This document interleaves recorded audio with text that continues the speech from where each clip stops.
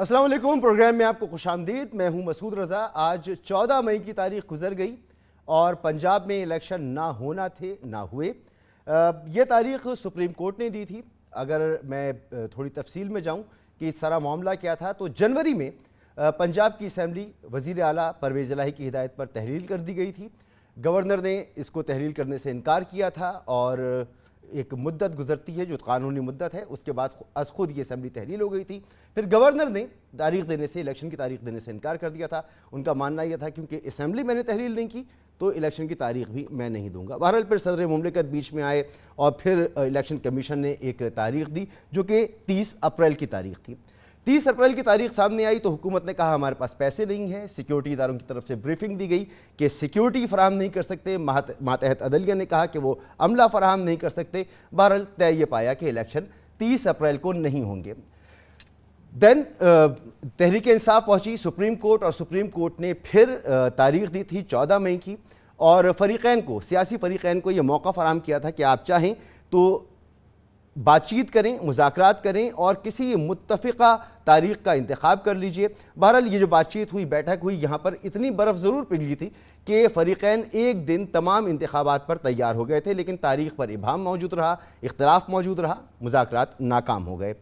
بہرحال توقع یہ کی جا رہی تھی کہ اس میں مزید بات چیت ہوگی، کیونکہ آخری جو ہیئرنگ ہوئی سپریم کورٹ میں اس میں حکومت کی طرف سے یہ کہا گیا تھا کہ عدالت کوئی فیصلہ صادر نہ کرے بلکہ تھوڑا تحمل کا مظاہرہ کرے، ہم مذاکرات پہ یقین رکھتے ہیں، سیاسی عمل کو آگے بڑھنے کا موقع دیا جائے۔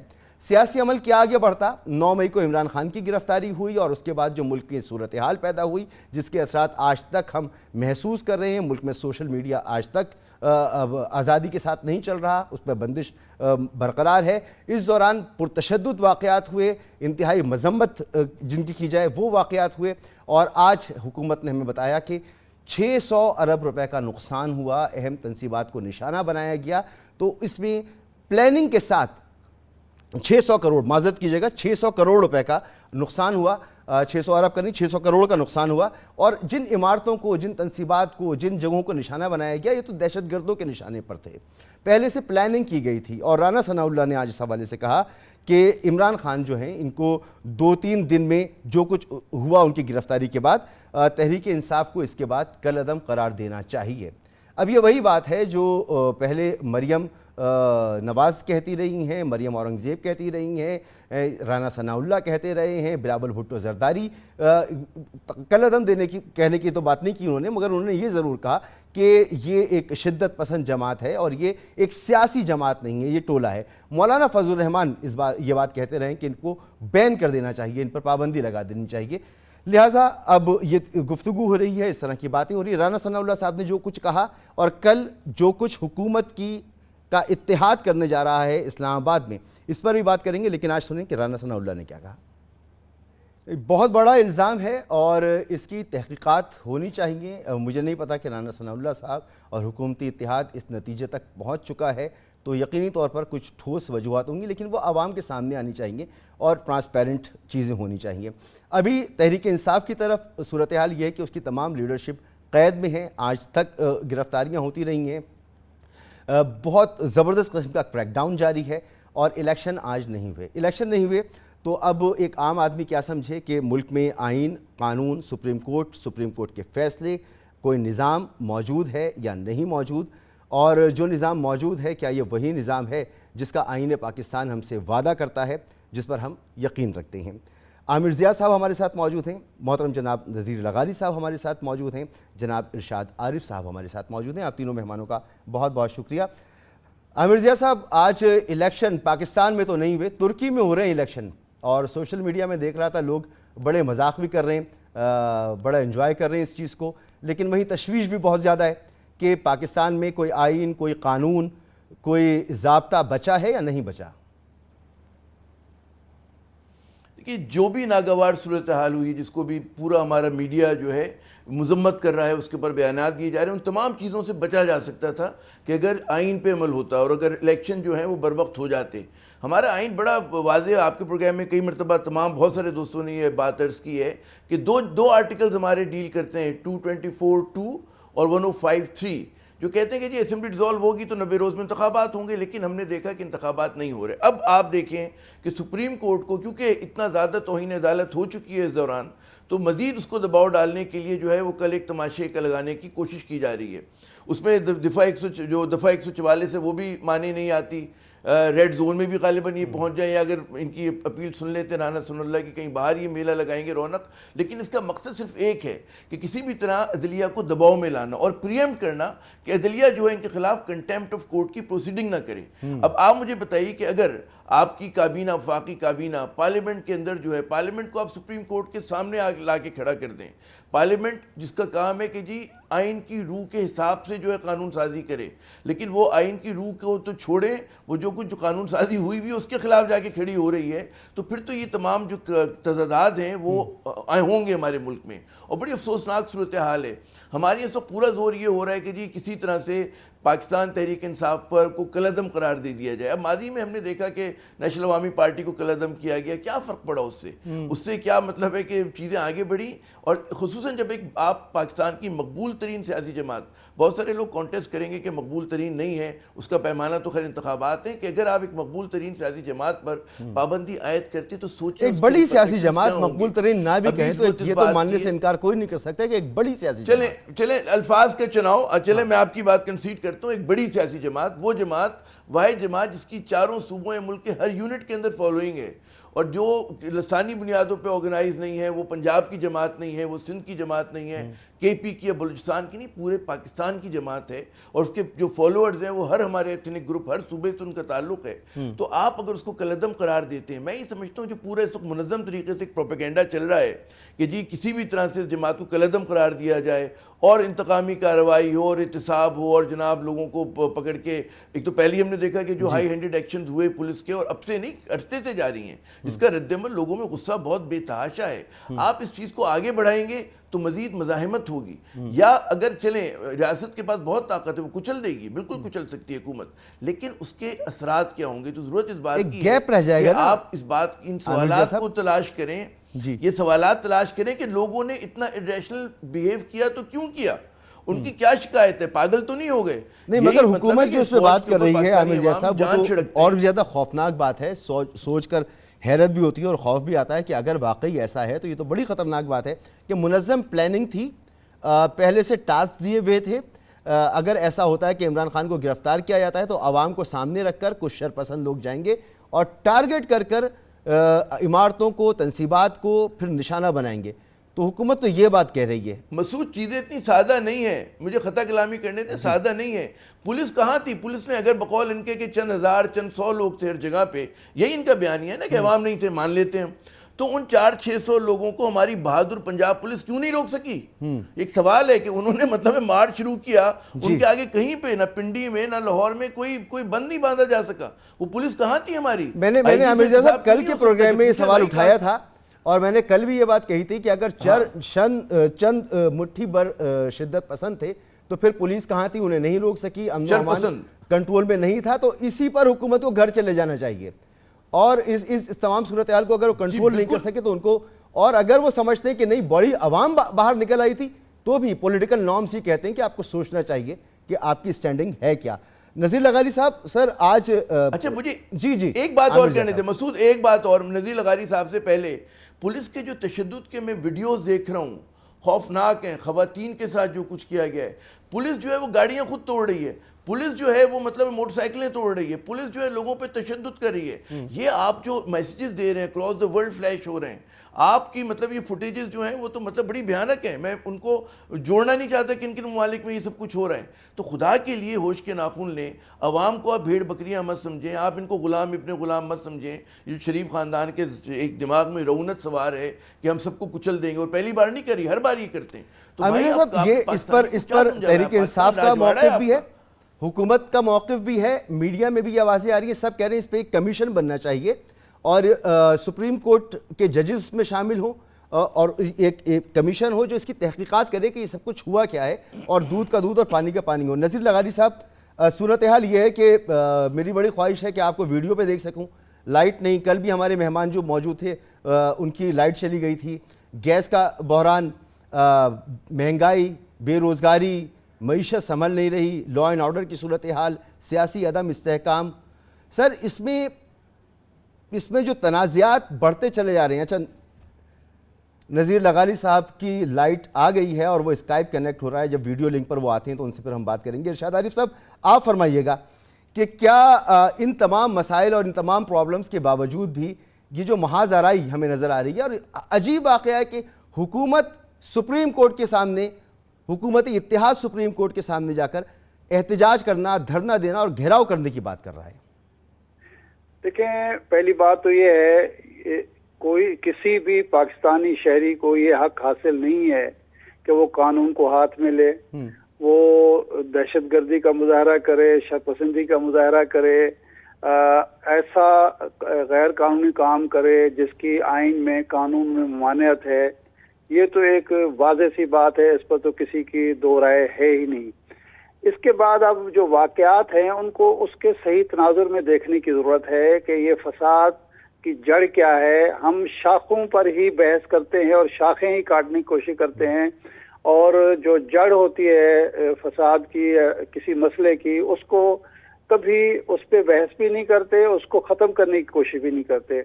دو تین چیزیں ہیں جو ساری دنیا جانتی ہے. پہلی بات تو یہ ہے کہ پاکستان میں سیاسی جماعتوں نے ایک کلچر پیدا کیا ہے اپنی کارکنوں کی بجائے اس کے کہ ان کی تربیت کی جاتی قانون کی پابندی کی, قانون پر عمل کرنے کی, خود بھی عمل کریں اور دوسروں سے بھی عمل کرائیں. ہمارے یہاں ہر سیاسی جماعت نے اپنے کارکنوں کو کھلی چھٹی دی ہوئی کہ جو وہ مرضی کریں, ان کے مفاد کے پیش نظر قانون توڑیں, آئین توڑیں, اخلاقیات کا جنازہ نکالیں, ان سے کوئی پوچھنے والا نہیں ہے. نمبر 1.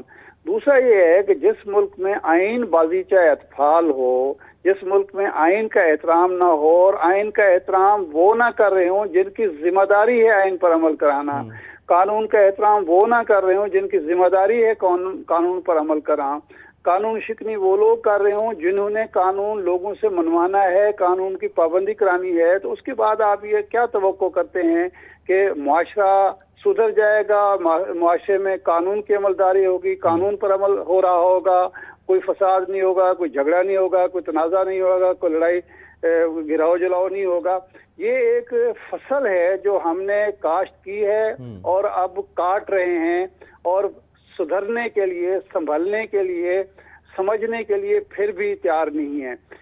ایک بات. دوسری بات یہ ہے کہ اس وقت آج کا جو دن ہے اس لیے ہمارے لیے لمحہ فکریہ بھی ہے اور پریشان کن بھی ہے کہ اگر اس ملک کے اندر آئین کا احترام نہیں ہے, سپریم کورٹ کے کسی فیصلے کا احترام نہیں ہے, تو ہم جنگل میں رہ رہے ہیں. جنگل کا قانون ہے یہاں کہ جو طاقتور ہوگا وہ اپنی مرضی کرے گا, وہ سپریم کورٹ کا فیصلہ بھی نہیں مانے گا, آئین کی کسی شک کو بھی نہیں مانے گا, اور کل کو جب دوسرے لوگ آئیں گے تو وہ بھی یہی کچھ کام کریں گے. تو اس کے نتیجے میں ہمارا معاشرہ آہستہ آہستہ, یعنی پہلے بھی یہ کام ہو رہے تھے لیکن اتنا کھلے طریقے سے نہیں ہو رہے تھے. ایسا نہیں ہو رہا تھا کہ حکومت سپریم کورٹ پر دباؤ ڈالنے کے لیے دفعہ 144 کی موجودگی میں ریڈ زون کے بارے میں جو قوانین بنائے گئے ہیں ان کی موجودگی میں کھلی خلاف ورزی پر آمادہ ہوگی اور دھرنا دے رہی ہوگی اور لوگوں کو اکٹھا کر رہی ہوگی تاکہ سپریم کورٹ کے فیصلے کو غیر مؤثر کیا جائے اور سپریم کورٹ کے ایک بینچ کو مجبور کر دیا جائے کہ یا تو وہ استعفیٰ دے دے اور اگر اس نے بیٹھنا ہے تو ہماری مرضی کے فیصلے کریں. تو معلوم نہیں کہ ہمارے حکمران, ہمارے سیاستدان, ہمارے فیصلہ ساز آخر چاہتے کیا ہیں اور قوم کو اور اس ملک کو وہ چاہتے ہیں سر کہ الیکشن نہ ہو, الیکشن اس وقت ہو جب نتائج ان کی مرضی کے مطابق ہوں, مثبت نتائج آئیں گے تو الیکشن ہوں گے, اس سے پہلے الیکشن نہیں ہوں گے. اس سے پہلے جو کچھ کر سکتے ہیں وہ کر لیا جائے گا. نذیر لغاری صاحب, سر آج کے دن کے بعد ایک عام آدمی کا سوال یہی ہے کہ کہاں ہے آئین, کہاں ہے قانون, کہاں ہے اس کی عملداری. وہی لوگ جیسے ارشاد عارف صاحب فرما رہے تھے جنہوں نے آئین کو امپلیمنٹ کرنا ہے, قانون کو امپلیمنٹ کرنا ہے, وہی اگر اس کے خلاف کھڑے ہو جائیں گے. اور پھر سپریم کورٹ جیسے ادارے, یعنی ریڈ زون کے بارے میں تو یہی اتحاد تھا جو کہتا تھا, عمران خان پہ تنقید کرتا تھا, پھر ریڈ زون کی حدود کو بڑھا دیا گیا کہ اب یہ حدود نہیں, اس سے بڑی حدود ہوگی اور اس کے اندر کوئی احتجاج نہیں ہوگا. آج وہی لوگ جا کر مولانا فضل الرحمان صاحب سے کہہ رہے ہیں کہ خدا کے لیے آپ سپریم کورٹ کے سامنے نہیں ڈی چوک پر کر لیں، اور مولانا صاحب نے مسترد کر دیا ہے، وہ نہیں مان رہے اس بات کو. تو یہ رویہ ایک طرف ان کے مخالفین باہر نکلیں تو پھر آپ ڈنڈا استعمال کریں، پولیس استعمال کریں، آنسو گیس استعمال کریں، دوسری طرف یہ رویہ، تیسری طرف یہ رویہ کہ آپ نے الیکشن نہیں کرانا، آئین کو نہیں ماننا. سر ہم کہاں کھڑے ہیں اس وقت؟ بڑی مہربانی، آپ نے ایک چارج بھی فریم کر دیا ہے، ایک اپنے ججمنٹ بھی دے دی ہے، پہلے ججمنٹ سن بھی لی ہے، پھر دے بھی لی ہے. میں اس سے بات شروع کرتا ہوں. بات یہ ہے کہ آئین supreme law of the land ہے. جی. Supreme law of the land کو اس وقت امپلیمنٹ کیوں نہیں کیا گیا تھا جب 3 نومبر کو قاسم سوری جب صدارت کر رہے تھے تو فواد چودھری نے آرٹیکل 5 پڑھا اور آرٹیکل 6 نافذ کر دیا جو ہے فواد اپنا قاسم سوری.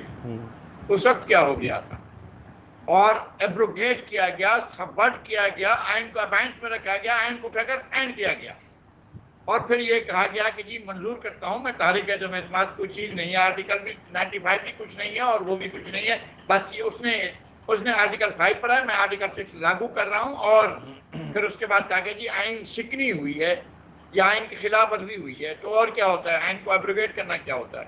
اس وقت سپریم کورٹ نے کیا نوٹس لیا تھا؟ دیکھیں ملک کے اندر supreme law of the land کو انفورس کرنا جو ہے وہ سپریم کورٹ کا کام ہے. اگر سپریم کورٹ 90 دن میں الیکشن کا فیصلہ کرنا چاہتی ہے تو پھر 90 دن میں یقینی کرائے نا. پھر 106 دن کی تاریخ کیسے آ گئی؟ پھر سپریم کورٹ نے کیسے مان لی؟ پھر پی ٹی آئی نے کیسے مان لی؟ پھر عمران خان نے کیسے مان لی؟ جب 122 دن کی بعد میں بات آئی تو پھر اس کو کیسے مان لیا گیا؟ یہ کون سا بات ہے بھائی؟ آپ خود جا کر 90 دن کا اور کہہ رہے ہیں کہ 90 دن کا فیصلہ ہے. جب یہ آئین ایبروگیٹ ہو supreme law of the land کو انفورس کرنے والی اتھارٹی کی طرف سے تو پھر کیا ہوگا وہ؟ اگر سپریم کیا قانون یہ کہیں کہتا ہے کہ کسی ملزم کو آپ ان کی طبیعت مزاج پرسی کریں اور ان کے بارے میں نیک خواہشات کا اعلان کریں؟ اگر اسٹیٹ یہ کہہ رہی ہے کہ 60 ارب روپے کی چوری کا ملزم ہے تو آپ جو ہے ویلکم کریں ان کو. یہ کہیں کہ لکھا ہے کسی آئین میں، کسی قانون میں، کسی قانون کی شکل میں؟ اور اس کو گھر نہ بھیجیں. آپ بھیج رہے ہیں اور آپ عنایت کریں، نہیں، ان کو فلان جگہ پر جائیں اور 8-10 آدمی بھی ساتھ رکھیں، رات کو گپ شپ کریں، پھر صبح چلے جائیں اور وہاں حاضری جا کر پیش ہو جائیں. اور جہاں پیش ہو جائیں جو کچھ وہاں ہوا سارا دن وہ تو ہمارے سامنے ہے. اگر سپیریئر جوڈیشری ایبروگیٹ کرے گی آئین کو، سبورٹ کرے گی آئین کو، تو اس کا مطلب یہ ہوگا کہ اس نے جوڈیشل معاشرہ لگا دیا ہے. اور یہ حکومت ایک طرف وہ سراسر ایک کے بعد دوسری غلطی کر رہی ہے اور سپریم کورٹ ایک کے بعد دوسرا آئین کا انحراف کر رہی ہے. ٹھیک کیسے ہو گیا؟ آپ یکمات کا فیصلہ دے رہے ہیں. یعنی سر آئین ایبروگیٹ ایک بار ہو گیا، اب بار بار ہوتا رہے، اب اس کو رکنا کہیں پر نہیں ہے. کوئی ضرورت نہیں ہے کہ جو نگراں حکومتیں ان کی کوئی مدت ہو اور اس کا کوئی خیال رکھا جائے. کوئی ضرورت نہیں ہے کہ الیکشن کی اب ایک تاریخ گزر گئی تو کوئی نئی تاریخ دی جائے. اب اس کی کوئی ضرورت نہیں ہے. ایک بار آئین ایبروگیٹ ہو گیا، اب یہ لامتناہی سلسلہ ہے. اب یہ ارباب اختیار کا مسئلہ ہے، وہ جب چاہیں گے کرائیں گے الیکشن، جب چاہیں گے نہیں کرائیں گے. انتہائی قابل احترام سپریم کورٹ کی طرف سے ہوا ہے. انہوں نے خود اس بات کو قبول کیا ہے کہ سر ہو گیا نا، کے بعد کا فیصلہ قبول کیا. میں عرض کر رہا ہوں یہ ہو گیا، اب رکے گا کہاں؟ تو کراتے 14 اپریل، پھر 14 مئی دینے کی کیا ضرورت تھی؟ آپ نے 14 اپریل کی تاریخ کیوں نہیں دی جب 14 اپریل بن رہی تھی؟ سر پہلی تاریخ تو 30 اپریل آئی تھی. اسمبلی کو ووٹ آف کانفیڈنس لینے کے بعد اسمبلی توڑی گئی اور اس کے بعد 14 اپریل بنتی ہے. 14 کو مؤثر ہوا اس آرڈر. سر میں بالکل مان رہا ہوں، آپ درست فرما رہے ہیں، آپ سے کوئی آپ کی باتوں میں کوئی اختلاف ہی نہیں، لیکن میں عرض یہ کر رہا ہوں کہ اب یہ معاملہ رکے گا کہاں پر؟ یعنی اب 10 سال انتخابات نہ ہوں تو 10 سال انتخابات نہ ہوں. پنجاب میں محسن نقوی صاحب کی حکومت آپ خود ایک آگے بڑھا کر دے رہے ہیں، 90 دن کی جگہ پر 16 دن بڑھا کر دے رہے ہیں، پھر 16 مہینے بھی بڑھ جائیں گے، یہ بھی ہو سکتا ہے. ٹھیک ہے، 16 سال بھی بڑھ جائیں گے، کیا فرق پڑتا ہے پھر؟ ٹھیک ہے، اگر آپ یہ سمجھتے ہیں تو عامر ضیاء صاحب ایک اور اعتراض وہ یہ کہ یار یہ عمران خان کو بڑا ہی کوئی ایسا ریلیف مل رہا ہے جو کبھی ملا ہی نہیں. اب مجھے سمجھ میں نہیں آتا کہ یہ نون لیگ کے قائد جو ہیں وہ ملک سے باہر بیٹھے ہیں تو وہ उनको कोई रिलीफ मिला ही नहीं, अदालतों ने दिया ही नहीं। आसिफ अली जरदारी साहब जो 12 साल जो जेल में रहे, तो कितना अरसा जेल में रहे, कितना अरसा रेस्ट हाउस में रहे, कितना अरसा अस्पताल में रहे, कितनी उन्होंने पेशियां भुगती, कि हमारे सामने है ही नहीं। अभी आगा सराज दुरानी साहब की गिरफ्तारी हो, शर्जील मेमन की गिरफ्तारी हो, ये इसमें कहीं कोई रिलीफ मिला ही नहीं, कोई बात ही नहीं है। ये पहली मर्तबा है कि इमरान खान को रिलीफ मिल गया है। और ये दूसरा मामला ये कि जी ये जो आपके सवाल में जी जी जी ये जो अब लामुतनाही सिलसिला, एक बार आइन टूट गया, अब टूटता चला जाए, टूटता चला जाए, टूटता चला जाए, अब कोई इंतहा ही नहीं है।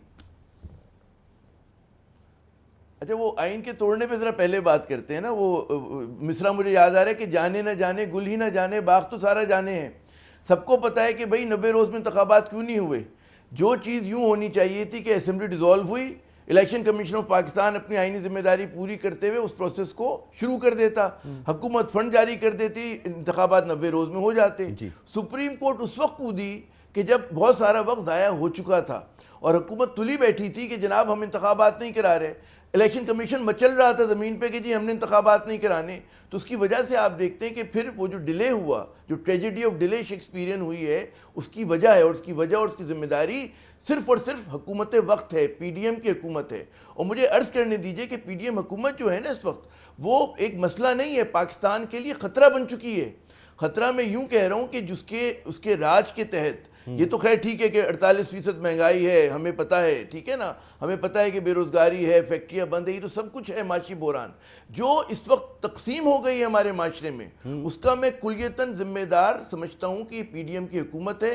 इन्होंने अधूरी पार्लियामेंट के ज़रिए जिस तरह की कानून साजी की, उसका अवाम से, जमहूर से कोई ताल्लुक़ नहीं, चंद ख़ानदानों को फ़ायदा पहुँचाने के लिए की। उन्होंने अधूरी असेंबली के ज़रिए उस असेंबली को इन्होंने खड़ा कर दिया सुप्रीम कोर्ट ऑफ पाकिस्तान के सामने।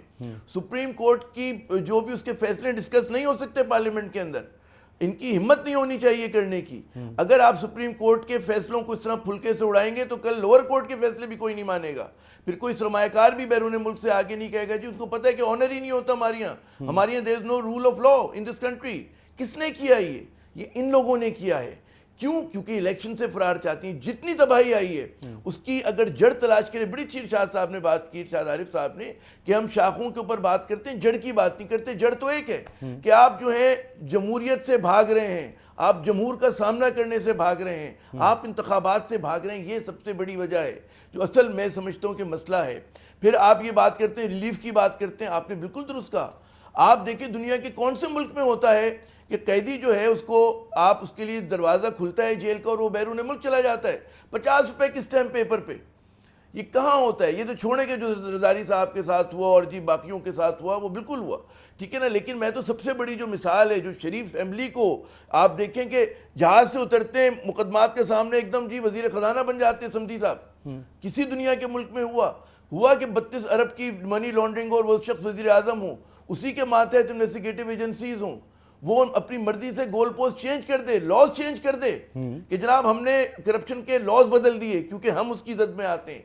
कहाँ होता है? आपने इस पाकिस्तान को राजवाड़ा बना दिया है, सिक्का शाही चल रही है इस मुल्क के अंदर।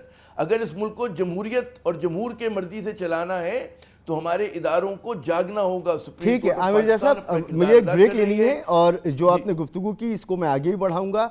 ये इस वक्त जो सूरत हाल मौजूद है इसके बारे में एहसन इकबाल साहब फरमा चुके हैं कि हमने एक ट्रैप दिया और पीटीआई उस ट्रैप में आ गई। हमने कहा कि आप अपनी असेंबलियाँ तहलील कर दें, हम इलेक्शन करा देंगे, और तहरीक इंसाफ इस ट्रैप में आ गई और अब वो इस ट्रैप में आ गई है तो हम इस ट्रैप से अब उन्हें छोड़ने वाले नहीं हैं। एक ब्रेक के बाद मज़ीद बात करते हैं।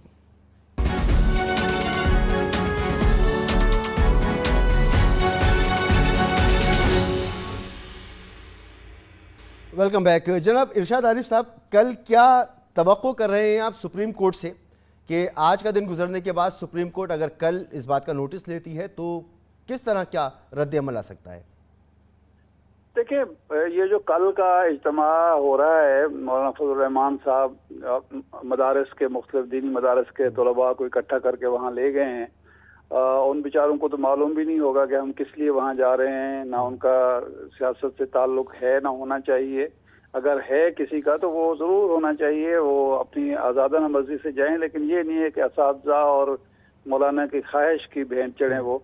लेकिन मकसद उसका सिर्फ यही है कि सुप्रीम कोर्ट कोई ऐसा फैसला ना कर सके या ऐसी प्रोसीडिंग, ज़ाहिर है कल फैसला तो नहीं हो सकता, प्रोसीडिंग ना शुरू कर सके जिसके नतीजे में आइन की वायलेशन करने वाले, आइन को सबोटाज करने वाले लोग जो हैं गिरफ्त में आ जाएं, कानून की गिरफ्त में आ जाएं। लेकिन सुप्रीम कोर्ट की मजबूरी है, उसके फैसले पर दानिस्ता अमल नहीं किया गया, किसी मजबूरी के बगैर अमल नहीं किया गया, सुप्रीम कोर्ट को बेअसर करने के लिए अमल नहीं किया गया, तो सुप्रीम कोर्ट को नोटिस तो लेना पड़ेगा।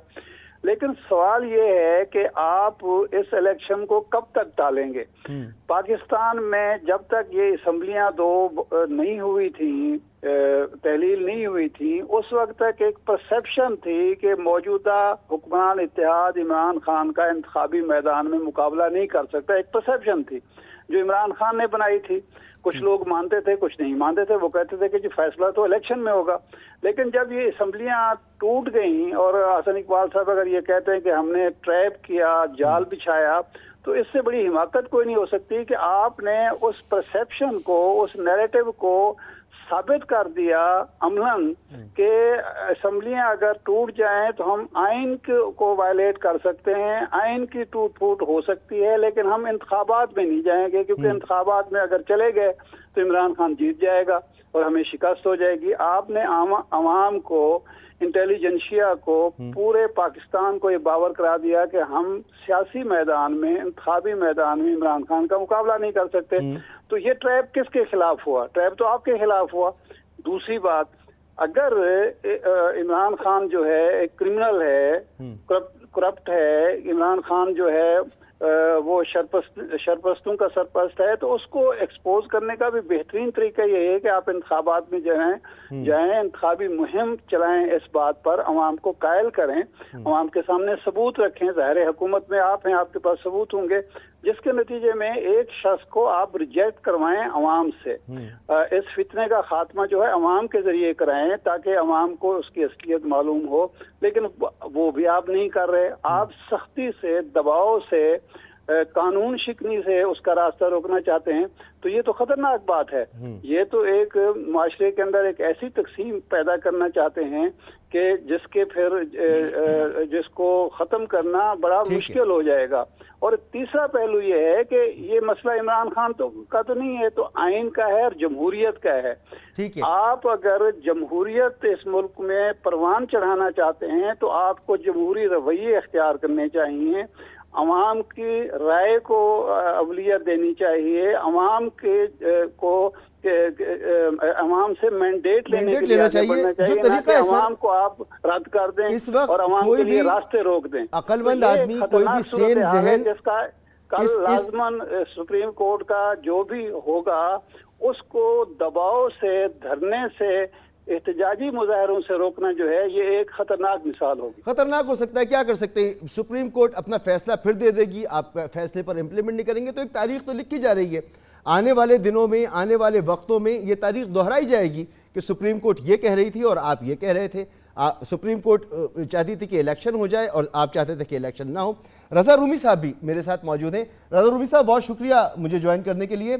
सर, ये जो अब हुकूमत ने आज का दिन गुजर किया और इलेक्शन नहीं कराए, तो चाहा ये जा रहा है, जो नज़र आ रहा है कि इलेक्शन उसी वक्त अब होंगे जब हुकूमत को मुस्बत नताइज मिलेंगे, जब हुकूमत ये समझेगी कि एक लिविंग प्लेइंग फील्ड है, जिसकी का वो जिक्र भी करती है।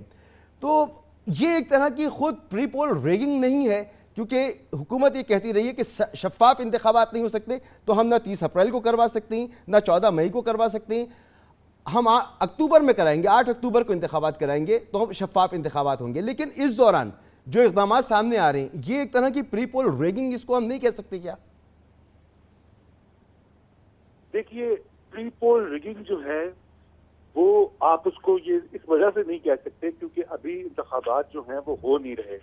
अगर तो इंतखाबात हो रहे होते और कुछ हथकंडे इस्तेमाल हो रहे होते तो ये मामला उससे भी सीरियस है। सर, मैं इसलिए कह रहा हूँ, माजरत आपकी कता कलामी के लिए, मैं इसलिए कह रहा हूँ कि एक डेट तो मौजूद है जो हुकूमत की तरफ से आ चुकी है और वो है 8 अक्टूबर 2023। तो तारीख आ चुकी है और उससे पहले एक क्रैकडाउन है। तहरीक इंसाफ की पूरी लीडरशिप इस वक्त बंद है।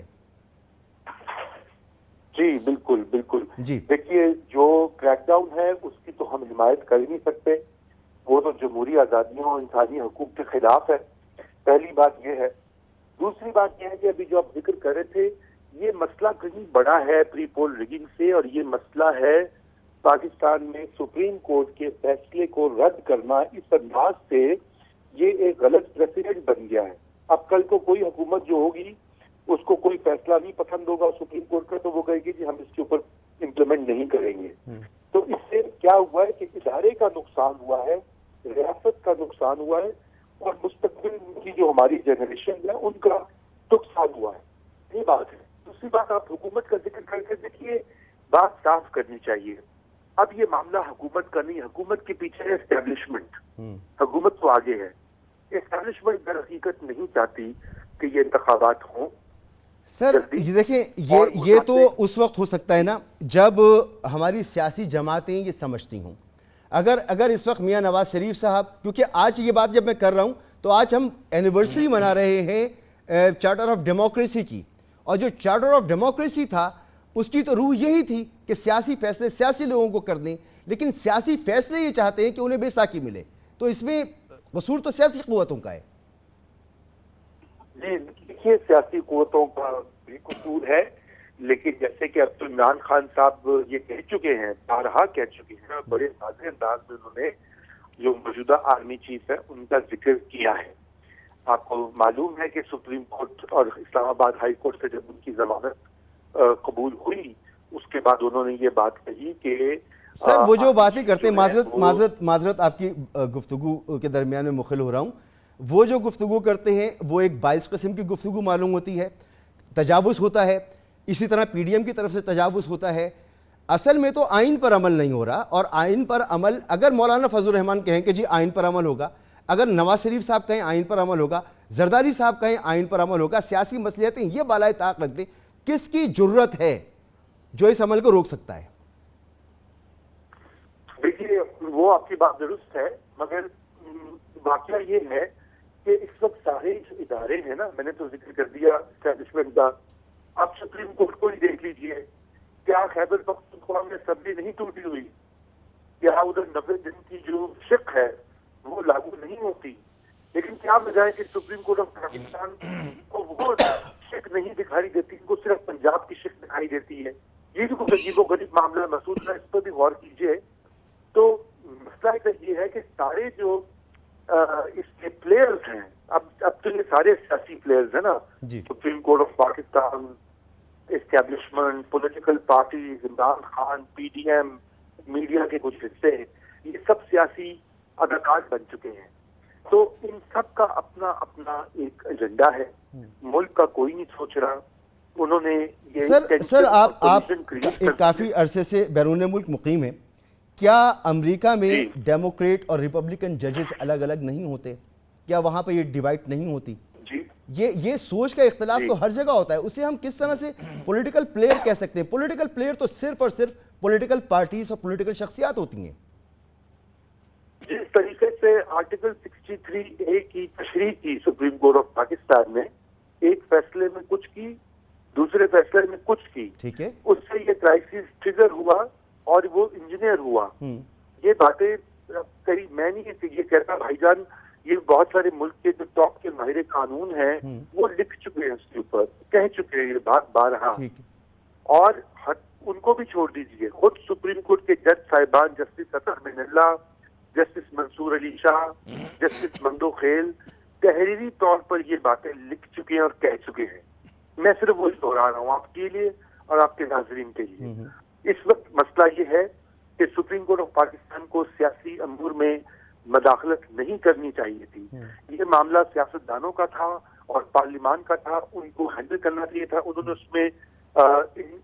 نے اس میں انٹروین کیا، اس کا ریئیکشن اب آ رہا ہے پی ڈی ایم کی طرف سے اور یہ کولیشن کی طرف سے۔ کل انہوں نے تیاری کی ہے کہ سپریم کورٹ کے باہر وہ احتجاج کریں گے۔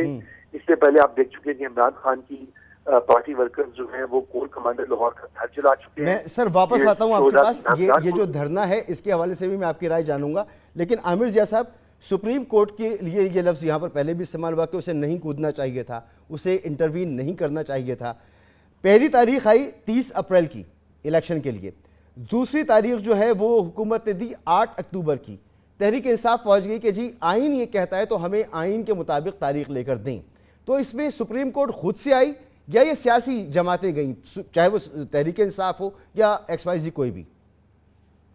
اس کو یہ کہہ دینا کہ سپریم کورٹ خود میں نے پڑی۔ شروع میں عرض کیا تھا نا، جی میں عرض ہی کروں جو میں نے شروع میں عرض کیا تھا نا، وہ نظر امی سے وہ جان کی امان پاؤں تو عرض کروں کہ اگر حکومت جو ہے آئین کے حساب سے انتخابات کرا رہی ہوتی تو کوئی مسئلہ ہی نہیں ہوتا، سپریم کورٹ کو کودنے کی ضرورت ہی نہ ہوتی۔ سپریم کورٹ کے پاس لوگ اس لیے پہنچے کہ جناب جب حکومت اور آپ کے الیکشن کمیشن آف پاکستان اپنی آئینی ذمہ داریاں پوری کرنے سے انکاری تھا، اس کے بعد سپریم کورٹ کا رول شروع ہوتا ہے، ٹھیک ہے نا۔ یہاں پر میں اس کی بات کروں نا۔ اچھا دوسری بات اگر آپ مجھے اجازت دیں کہ جو بہت اہم ہے، ہم لوگ مطلب کہہ رہے ہیں کہ جی سیاستدانوں میں اللہ میاں نے عقل سلیم نہیں دی، اپنے مسئلے حل نہیں کر پا رہے، اور واقعی نہیں کر پا رہے۔ میں سمجھتا ہوں کہ پارٹ آف دا پرابلم بنی ہوئی ہے پارلیمنٹ۔ تو بھائی ایک پولیٹیکلی انکریکٹ بات کروں گا میں، لوگوں کو پسند نہیں آتی لیکن میں دہراؤں گا اس بات کو۔ میں سمجھتا ہوں کنجی اس کرائسس سے نکلنے کی نا وہ ملٹری اسٹیبلشمنٹ کے پاس ہے۔ مانا کہ اب باجوہ صاحب نے اعلان کر دیا تھا کہ ہم نیوٹرل ہو گئے اور اب اے پولیٹیکل ہو گئے، ٹھیک ہے نا، لیکن وہ جو ان کا اسٹیٹمنٹ ہے، وہ ریٹائر ہو چکے ہیں، ان کا جو اسٹیٹمنٹ ہے ان سے بہت سارے جو ان کے پرانے جرنلز ہیں، ان سے پہلے کے جرنل ان سے اتفاق نہیں کرتے، کیونکہ دیکھیں نا فوج آپ بطور انسٹیٹیوشن وہ مشرف صاحب کو آج بھی اون کرتی ہے، جنرل ضیاء الحق کو بھی اون کرتی ہے اور صدر ایوب کو بھی اون کرتی ہے، ٹھیک ہے نا۔ یہ تمام وہ لوگ تھے کہ جن کے بقول باجوہ صاحب نے ان کے اوپر چارج شیٹ کیا تھا کہ انہوں نے مداخلت کی۔ ہمارے ہاں اگر ہم ان کی بات کو مان لیتے ہیں کہ جی اس کے بعد جب باجوہ صاحب نے اعلان کیا کہ ہم نیوٹرل ہو گئی ہماری فوج، ٹھیک ہے نا، اس کے بعد میں سمجھتا ہوں کہ اس ملک میں بحران پیدا ہو گیا سیاسی، کیونکہ بہت سارے لوگ ہم جیسے سمجھتے ہیں کہ کیونکہ فوج اپنے روایتی کردار سے ہٹی تو اس کے بعد کیونکہ ہمارے مطلب ہے جو سیاستدانوں کو تو آپ کو پتہ ہی کہ چال چلن کیسا ہے ماشاءاللہ، تو اس کے بعد سے کرائسس شروع ہو گیا۔ تو فوج کو اپنے روایتی کردار پہ آنا ہے، عوامی عامر حقوق صاحب کے ساتھ کھڑا معذرت، ہونا چاہیے، میں بھی آپ سے جان اور کی ایک جو امان تہمت پاؤں لگی تو ہے عرض فوج کروں پر، آخری کہ جملہ، یہ تو بڑا اچھا کام ہوا نا جی جی کہ فروری میں جنرل باجوہ صاحب نے اعلان کر دیا اور اس کے بعد فوج نے اپنے آپ کو ڈسٹنس کر لیا سیاست سے۔ اب یہ آہستہ ایک جو تاثر ہے اس کو ختم ہونے میں شاید کچھ وقت لگے گا، تو یہ تو اچھا ہوا۔ ہم جو چاہتے تھے 75 سالوں سے وہ ہو گیا، اب مشکلات آ رہی ہیں، ان مشکلات سے نکلنے کی بات ہونی چاہیے۔ یہ بات کیوں ہونی چاہیے کہ وہ واپس سے وہی سب کچھ ریورس ہو جائے؟ جی سر، میرا تھیسس کچھ اور ہے۔ میرا تھیسس یہ ہے کہ پاکستان کے آبجیکٹیو حالات یہ کہتے ہیں کہ سول اور ملٹری لیڈرشپ کو مل کر اس ملک کو چلانا ہے۔ ٹھیک ہے، اگر آپ قطع تعلق کر لیں گے تو آپ نے دیکھ لیا بحران کیسا ہو گیا، کتنا جوتیوں میں دال بٹ رہی ہے، اب ملک کی کیا حالت اظہار ہو گئی ہے، تقسیم در تقسیم ہے۔ تو فوج کو وہ کردار، فوج کا کردار کیا تھا؟ فوج کا کردار اسٹیبلٹی کا کردار ہے، وہ عوامی امنگوں کا ترجمان کردار ہے، ٹھیک ہے نا۔ اب اگر آپ اس سے انحراف کریں گے، اور ایک تہمت جو ہے، میں آخری جملہ کہوں گا، امپورٹنٹ بات ہے کہ ایک تہمت فوج پہ لگ رہی ہے، بار بار لگ رہی ہے، بڑا دکھ ہوتا ہے سن کے۔ ایک تہمت یہ کہ جی وہ غالباً مطلب ہے کہ الزام ہے کہ وہ جو بدعنوان عناصر ہیں ان کی کہتے ہیں نا محافظ بن گئی ہے پی ڈی ایم کی، شریف خاندان کی۔ اب یہ الزام ہے، فوج کو اس الزام کو دھونا ہے۔ بالکل دیکھیں آپ یاد کریں کیانی صاحب جب تھے، پریزیڈنٹ زرداری کی حکومت تھی، لیکن ایک ڈسٹنس تھا، مطلب ہے کوئی یہ نہیں کہہ سکتا تھا کیانی صاحب پہ کہ جناب آپ ان کے اعمال کے ذمہ دار ہیں۔ راحیل شریف صاحب تھے، راحیل شریف صاحب ٹھیک عامر بھائی بالکل آپ کا پوائنٹ پہنچ رہا ہے، اعمال کے ذمہ دار ہیں۔ بالکل باجوہ کا جو پہلا دور تھا اس میں کوئی نہیں کہہ سکتا تھا کہ جی، بالکل آپ کا پوائنٹ پہنچ رہا ہے، بالکل آپ جو کہہ رہے ہیں وہ بات بڑی واضح ہے۔ لیکن سر اس صورتحال میں جہاں پر ہماری جو پولیٹیکل پارٹیز ہیں یہاں پر ان کے مفادات جو ہیں وہ اصل میں مسئلے کی وجہ بنے ہوئے نا۔ یہ تو بڑا اچھا ہو گیا کہ جی فوج نے ایک پوزیشن لے لی، اب وہ نہیں ہے، لیکن یہ ضرور فوج نے بتایا ہے کہ وہ اپنی حکومت، جو بھی حکومت وقت ہوگی، کسی بھی پارٹی کی حکومت وقت ہوگی، جو بھی الیکٹ ہو کر آئے گا، جو پارلیمنٹ میں ہوگا، وہ فوج اس کے پیچھے کھڑی ہوگی۔ مگر اس کے غیر آئینی کام نہیں مان سکتی، یہ غیر آئینی تو نہیں ہے نا، یہ تو آئینی کام نہیں مان سکتی۔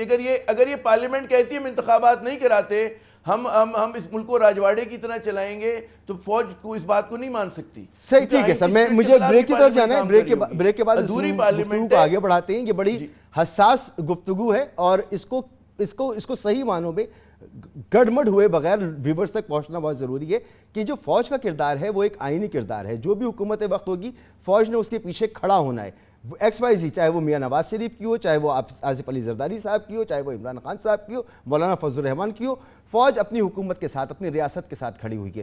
جہاں تک ان الیکشن کا معاملہ ہے تو اس میں جو ایک موقف ہے وہ بہت واضح موقف ہے کہ ملک کے اس وقت جو حالات ہیں, ضمینی حقائق ہیں, وہ یہ ہیں کہ سیکیورٹی فراہم نہیں کی جا سکتی. اب سوال یہ ہے کہ اگر فوج سیکیورٹی فراہم نہیں کرتی تو پولیس, دیگر ادارے وہ کیوں نہیں کر سکتے؟ اگر یہ کیا لازمی ہے کہ ایک ہی وقت ایک ہی دن میں پورے ملک میں الیکشن ہو؟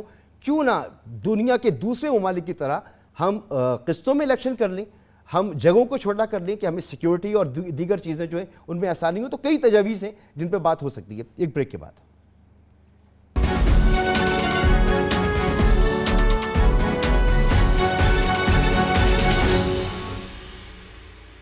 Welcome back. آج کی تاریخ گزرنے کے بعد اب ممکنہ طور پہ سپریم کورٹ کا رد عمل کیا ہوگا؟ دو آپشنز میرے ذہن میں آتے ہیں, باقی میں مہمانوں سے پوچھوں گا. ایک تو یہ ہو سکتا ہے کہ سپریم کورٹ کل یا جب بھی بیٹھتی ہے لگتی ہے تو وزیر اعظم کو طلب کرے اور ان سے جواب دہی کرے, اور پھر اگر سپریم کورٹ کا فیصلہ نہیں مانا جاتا تو پھر سپریم کورٹ جیسا کہتی رہی ہے مناسب فیصلے جاری کرے گی, وہ مناسب فیصلے جاری کرے. دوسرا یہ کہ آئین کے مطابق اگر سپریم کورٹ کے کسی فیصلے پر عمل نہیں ہوتا تو سپریم کورٹ از خود ایگزیکٹو ہو یا دیگر ادارے ہوں ان کا اختیار اپنے ہاتھ میں لے سکتی ہے اور اپنے فیصلوں کو نافذ العمل کروا سکتی ہے. کس آپشن کی طرف جا سکتی ہے؟ ارشاد عارف صاحب, آپ کو کیا لگتا ہے کہ فائنلی سپریم کورٹ کی ڈائریکشن کیا ہوگی؟ دیکھیے, یہ تو کوئی ماہر قانون ہی بتا سکتا ہے کہ ممکنہ طور پر سپریم کورٹ کے پاس کیا آپشن ہے, لیکن میں جو سمجھتا ہوں وہ یہ ہے کہ اب تک ہمارے سیاستدان یہ ثابت کر رہے ہیں کہ وہ اپنے معاملات آئین کے مطابق, قوانین کے مطابق, جمہوری روایات کے مطابق حل کرنے کی, طے کرنے کی صلاحیت کھو چکے ہیں, اور وہ صرف اپنے ذاتی مفاد کے لیے یا سیاسی مفاد کے لیے آئین کو بھی پارا پارا کر سکتے ہیں, سپریم کورٹ کو بھی غیر مؤثر کر سکتے ہیں, اور قانون شکنی کا بھی ارتکاب کر سکتے ہیں. یہ بہت افسوسناک بات ہے. عدالتیں ملک کے اندر ہوتی ہی اس لیے ہیں, اور سپریم کورٹ تو صرف اس لیے ہے کہ جو عوام کے باہمی معاملات اور تنازعات ہوں یا ریاست اور عوام کے درمیان, حکومت اور عوام کے درمیان, عوام کے حقوق کی پامالی کے حوالے سے جو بھی معاملات ہوں, سپریم کورٹ ان کو دیکھے اور مداوا کرے شکایات کا. سیاستدان ہی بجائے اس کے کہ خود معاملات کو طے کرتے وہ سپریم کورٹ میں جاتے ہیں اور سپریم کورٹ فیصلے دیتی ہے, اور پھر ریاست کا اور حکومت کا فرض ہوتا ہے کہ وہ عمل کرائے. اب الیکشن جو ہے یہ عوامی اہمیت کا معاملہ ہے, اس کے حوالے سے سپریم کورٹ اگر کردار ادا نہیں کرے گی تو پھر اس کا کیا مصرف رہے گا؟ کیا مطلب ہے؟ سر وقت تھوڑا کم ہے, میں ذرا رضا رومی صاحب کی بھی اس پر رائے لینا چاہ رہا ہوں. ایک بات اور کہ ہمیشہ پاکستان میں یہ بات اب اسٹیبلش ہو گئی ہے کہ عدالتیں ہوں یا فوج ہو, ان کو ملوث سیاستدان خود کرتے ہیں اور پھر بعد میں رونا روتے ہیں. جی رضا رومی صاحب, کیا آپشن رہ جاتے ہیں بھائی؟ اب عدالت کے پاس تو نہ عملہ ہے, نہ ہتھیار ہے, نہ فورس ہے, وہ تو امپلیمنٹ نہیں کرا سکتی, کرانا تو حکومت وقت کو ہی ہے, وہ تو صرف فیصلہ کر سکتی ہے. کیا آپ کو نظر آتا ہے کیا لائن آف ایکشن ہوگا سپریم کورٹ کا؟